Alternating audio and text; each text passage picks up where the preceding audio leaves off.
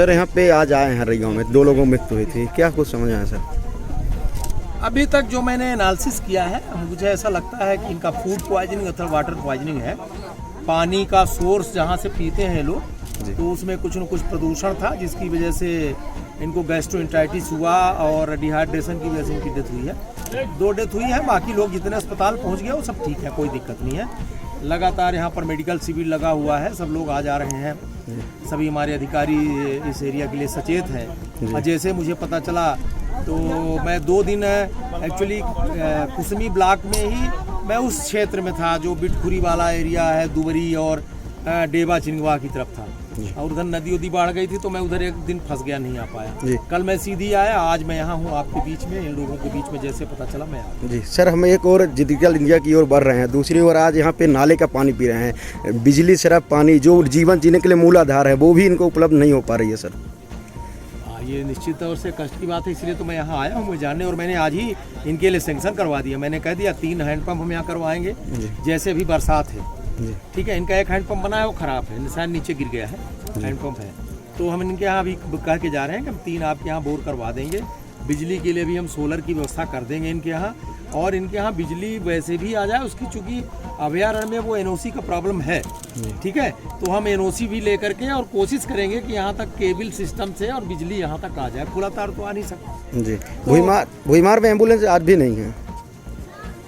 Ambulance तो है, देखिए 108 सर्विस हर जगह है जी। वो जननी है सर, जननी है 108 भी है। 108 की तो ऐसी है कि वो सराई से कवर होती है, भुईमार से कवर होती है, उसके एक पॉइंट रहते हैं, लेकिन 108 की सर्विस इस समय पर पूरा है। उसके लिए हम लोगों ने कंप्लेन किया है यहाँ से लेकर के भोपाल तक।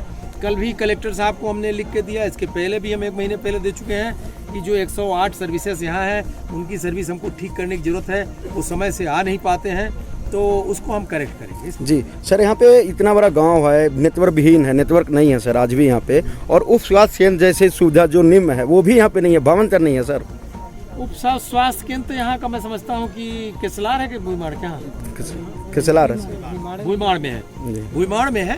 उप स्वास्थ्य केंद्र का एक क्राइटेरिया है कि इतनी आबादी में होना चाहिए, और अगर रोड अच्छी हो जाए तो उसकी दिक्कत नहीं है। नेटवर्क की जहाँ तक दिक्कत है तो नेटवर्क में अभी आपको मैं आपकी जानकारी बताना चाहता हूँ। अभी 3 दिन पहले ही मैंने संजय अभयारण्य के जो फील्ड डायरेक्टर होते हैं, डिप्टी डायरेक्टर होते हैं, उनके सभी एसडीओ सबके साथ मैंने बैठक लेकर के उनको कह दिया है कि आपके फॉरेस्ट एरिया में भी हम टावर लगाएंगे और टावर की एनओसी आपको देना पड़ेगा, नियम के अंतर्गत रह करके, परिधि में रह के अंतर्गत रह करके। और ऐसे जितने भी पॉइंट हैं तो हम यहाँ पर जरूर कोशिश करेंगे कि बीएसएनएल का अथवा जियो का जो भी टायर है वो टावर लगे। वो अभी हमने आप जो कह रहे हो इससे सब समस्याएं अपनी ये फॉरेस्ट की वजह से हो रही थी, संजय अभयारण्य की वजह से हो रही थी, और इसकी बैठक मैं परसों ही ले चुका हूँ सभी अधिकारियों के बीच में।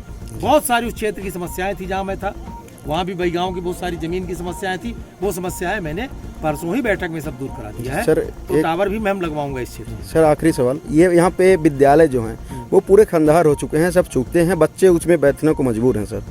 वो मैंने देखा नहीं है विद्यालय के बारे में, अगर ऐसा है तो उस भवन को हम ठीक कराएंगे, दूसरा भवन बनवाएंगे। सरकार के पास किसी संसाधन की कमी नहीं है। अभी हमने आते विद्यालय भी पूछा, आप लेट आए हो? नहीं सर, साथ में है, तो मैंने विद्यालय पूछा होगा। आप देखिए मैंने एक पॉइंट पूछा है, आपका स्कूल कैसा है, लेकिन आप बता रहे हो इस क्षेत्र के जनता ने, किसी ने मुझसे नहीं कहा कि विद्यालय की ये स्थिति है।